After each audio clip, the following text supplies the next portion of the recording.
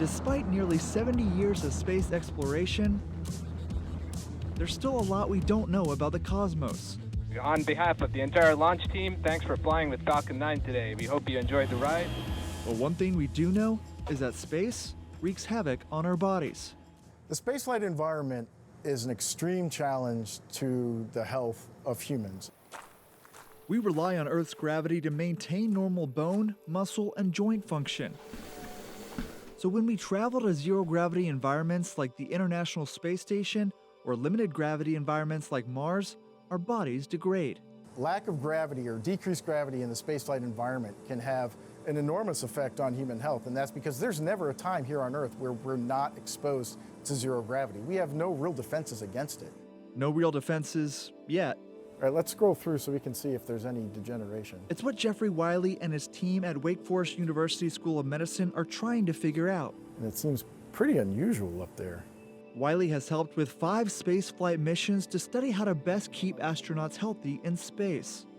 Through their research, the Wake Forest team has discovered a link between space and certain degenerative diseases on Earth, such as cancer. A lot of the conditions on Earth that we want to treat and defeat are the same, may have the same cause as some of the conditions that we see in spaceflight. And so therefore, therapeutics that may work in space may be very effective for conditions on Earth.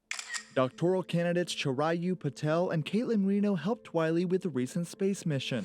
Liftoff of the Falcon 9 and Crew Dragon. Go NASA, go SpaceX. The mission launched aboard SpaceX and studied how mice respond to varying gravity levels in space.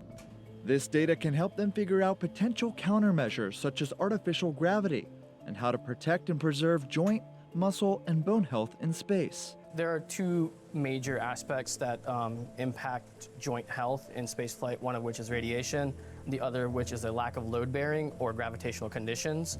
Artificial gravity could be one of those components that could help eliminate one of those variables and help provide that loading and potentially preserve the cartilage during spaceflight. And the million-dollar question, if it works for astronauts, could it work here on Earth for people suffering from similar issues?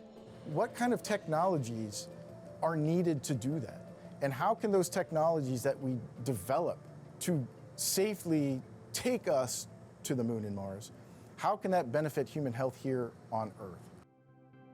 We still have a lot to learn about the vast universe around us. So if we go to that side. But with every mission, Wiley and his team learn a little bit more about how to keep astronauts healthy as we venture to the moon, Mars, and beyond. It's really important, especially for long-duration spaceflight missions, be able to complete these missions successfully, especially the critical missions, and then also return safely back to Earth. We owe it to them, to the investment and to us as a society, and certainly to the astronauts to ensure that they can make it there safely. And not only are they making space exploration possible, but also paving the way for a healthier future for all of humanity.